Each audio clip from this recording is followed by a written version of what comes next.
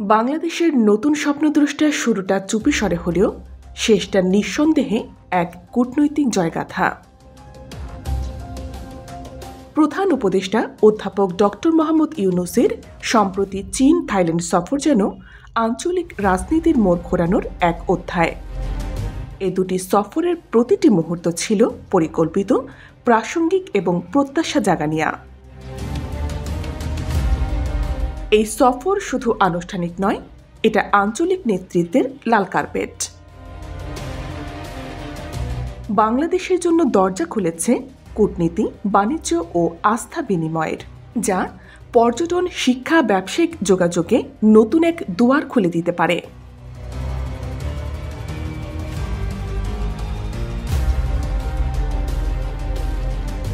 সুশাসন, কূটনীতি, অর্থনৈতিক সংহতির সব দিক থেকে ইউনূসের সফর যেন এক সুবাতাস।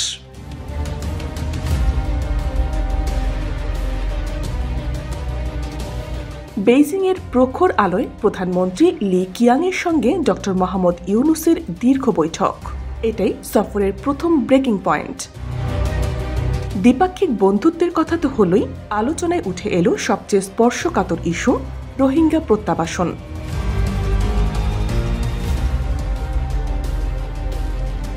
বহুদিনের চাপা ক্ষোভ, উদ্বেগ আর অবিশ্বাসের দেয়াল ভেঙে দিয়ে চীন জানালো বাংলাদেশের পাশে থাকার কথা। এই সমর্থন কেবল কূটনৈতিক নয়, রাজনৈতিক এবং অর্থনৈতিকভাবেও তাৎপর্যপূর্ণ। চীনের রাষ্ট্রনায়কদের সোজাসাপটা বার্তা বাংলাদেশের বড় রকমের সংস্কারের মধ্য দিয়ে যাচ্ছে। এমন এক সময় এই সমর্থন এসেছে যখন দরকার ছিল সবচেয়ে বেশি। রাষ্ট্র, ব্যবসা, জনসমর্থন তিনটিতেই চীন বাংলাদেশকে আশ্বাস দিয়েছে সহযোগিতার। ইউনূসের ভাষায় এটা শুধু দরকারি নয়, আনন্দেরও। এখানেই থেমে যায়নি ইউনূস। থাইল্যান্ডে একান্ত বৈঠক ভারতের প্রধানমন্ত্রী নরেন্দ্র মোদীর সঙ্গে। কেউ বলছেন ডক্টর ইউনূস মোদী বৈঠকেই লুকিয়ে রয়েছে আগামী দিনের আঞ্চলিক সমঝোতার সূত্র।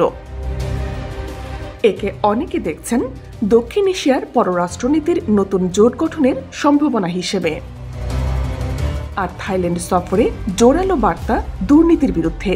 দুর্নীতি দমন নিয়ে বাংলাদেশ থাইল্যান্ড চুক্তির নিঃসন্দেহে সাহসী পদক্ষেপ। আঞ্চলিক নিরাপত্তা এবং সুশাসনের ক্ষেত্রে এর তাৎপর্য সবসময় বলবে। আর এক্ষেত্রে সবচেয়ে বড় অর্জন বিমস্টেকের চেয়ারম্যানশিপ। আগামী 2 বছরের জন্য বঙ্গোপসাগরীয় সহযোগিতা জোট বিমস্টেকের নেতৃত্ব এখন ডক্টর মোহাম্মদ ইউনূসের হাতে। এটা মোটেও ছোট অর্জন নয়। চীন থাইল্যান্ড সফরে ইউনূসের অর্জন যেন এক আঞ্চলিক কূটনীতির ছক। এর মধ্যে উল্লেখযোগ্য ছিল চীন ও থাইল্যান্ডের সঙ্গে ভিসা প্রক্রিয়া সহজ করার আলোচনা। এই পদক্ষেপের মাধ্যমে ব্যবসায়িক প্রতিনিধি দল, শিক্ষার্থী ও চিকিৎসা পর্যটকেরা আরও সহজে যাতায়াত করতে পারবেন। ভবিষ্যতে এই নীতির বাস্তবায়ন হলে দক্ষিণ পূর্ব এশিয়ার বাজারে বাংলাদেশের উপস্থিতি আরও দৃঢ় হবে এবং পিপল টু পিপল কানেক্টে গতি আসবে। অপরদিকে ভারতের প্রধানমন্ত্রী নরেন্দ্র মোদীর সঙ্গে ডক্টর ইউনূসের একান্ত বৈঠক দক্ষিণ এশিয়ার জন্য একটি কূটনৈতিক বার্তা। দুই দেশের মধ্যে রাজনৈতিক, অর্থনৈতিক এবং নিরাপত্তা ইস্যুতে অনেকদিন ধরে কিছুটা দূরত্ব দেখা যাচ্ছিল।